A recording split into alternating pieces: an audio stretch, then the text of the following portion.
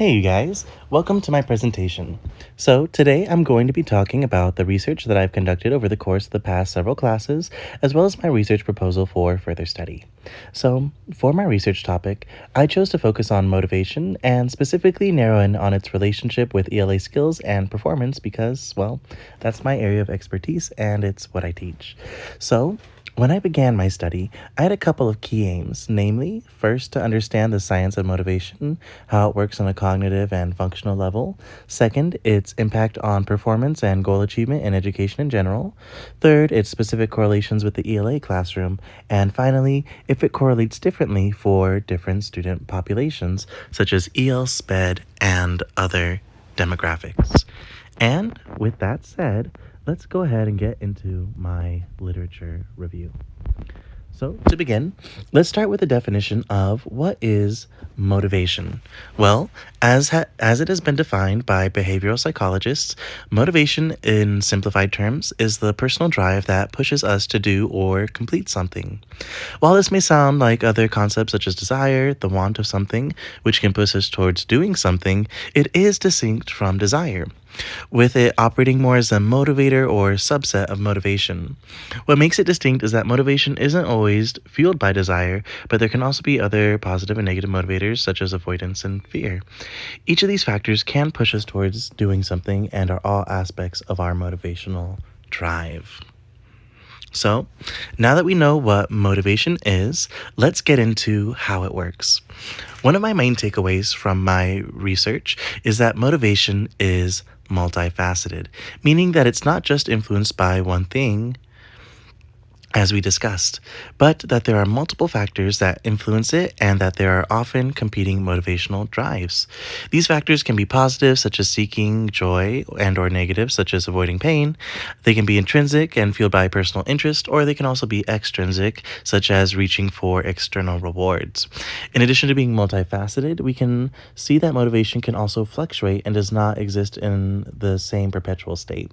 For instance, if we apply these ideas to the classroom and we take a look at how a student spends their time and whether they are studying or playing games, there are multiple competing motivational factors that can influence this decision.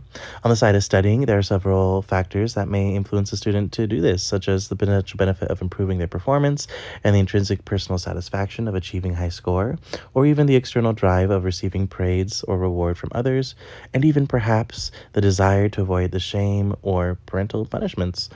On the other hand, students may be influenced to play games by a sense of joy, interest, or self-satisfaction, and the decision that the child makes at any time can be influenced by a change in the environment, motivational factors, and or their personal beliefs or feelings.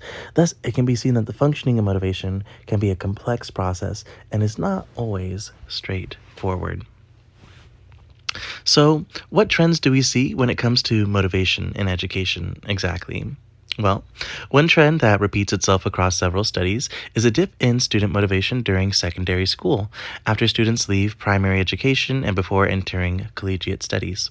For instance, this can be seen in a study led by educational psychologist Natalie Alterman, conducted in 2022, wherein over 450 students transitioning from elementary to middle school were tested over the course of the year. And as they found, student motivation experienced a decrease across several factors, particularly in the areas of sense of personal autonomy and sense of personal fulfillment. So, what could be the explanation for this? Well, one hypothesis that has been put forward for these changes in student biological development and environment to explain, as students go into secondary school, they are often going into that transitional period between childhood and their teen years, namely puberty. As students grow and make this transition, their psychology and behavior naturally changes and they become more independent, prone to question established structures, and express disinterest in some things that they did before. In addition to this, there are also environmental changes within schools, such as students transitioning between primary and secondary level. As Alterman notes, studies in primary education often tend to focus more on social skills and personal development, whereas studies in secondary school become more challenging and abstract, moving away from students' direct personal interests. In this manner, the motivating factors once evident in primary school start to be lost, and demotivating factors such as frustration with schoolwork become more evident. When we apply this analysis of motivation to ELA studies specifically, similar trends can be identified. For instance, many studies have been conducted around student motivation for reading and writing, and these studies have found similar trends with motivation to read and write decreasing as students transition from middle school to secondary school, such as taken note of by several researchers, including Gladstone and Limpo, in their different studies.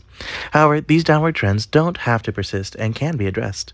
This can be done through a variety of means, such as adjusting the level and content of reading and writing assignments to be better suited for students and their personal needs. As Kremen, Myhill, and Oliver demonstrate in their study of motivation, it can also be improved through the use of specialized training programs, which can help to ensure students have the skills they need to perform, boosting their sense of self-efficacy and overall motivational levels.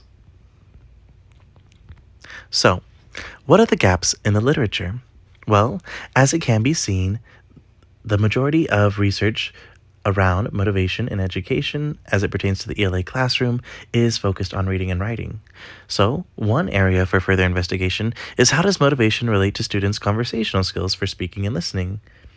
While speaking and listening skills are an area of study somewhat, it is mostly only in international journals with second language populations.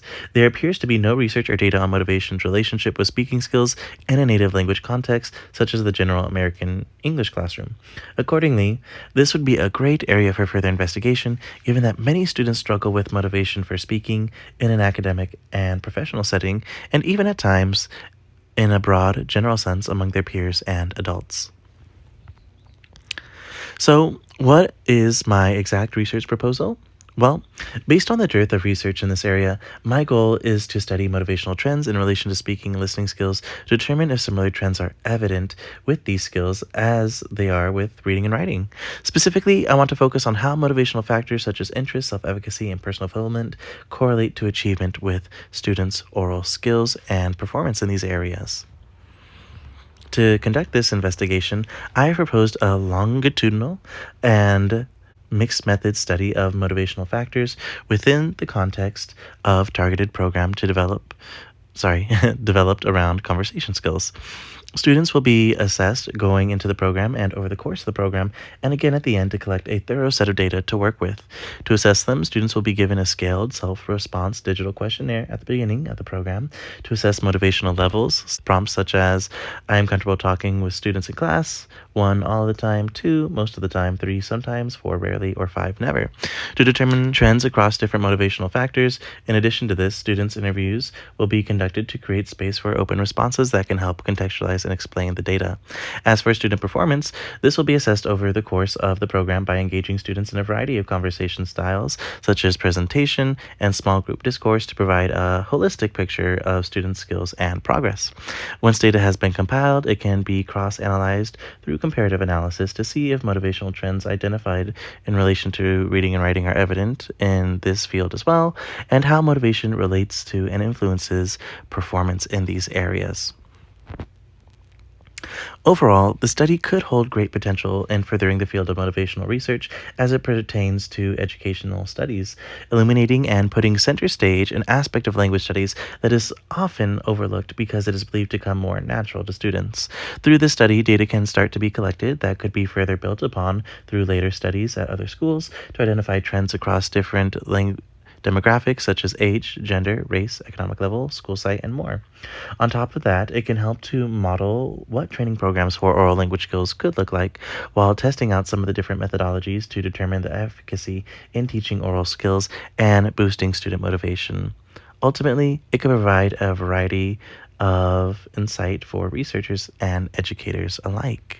And if you guys are interested in learning more about this topic, these are my main references that I was using in my study. So thank you for your time, and I hope you all have a good day. Bye bye.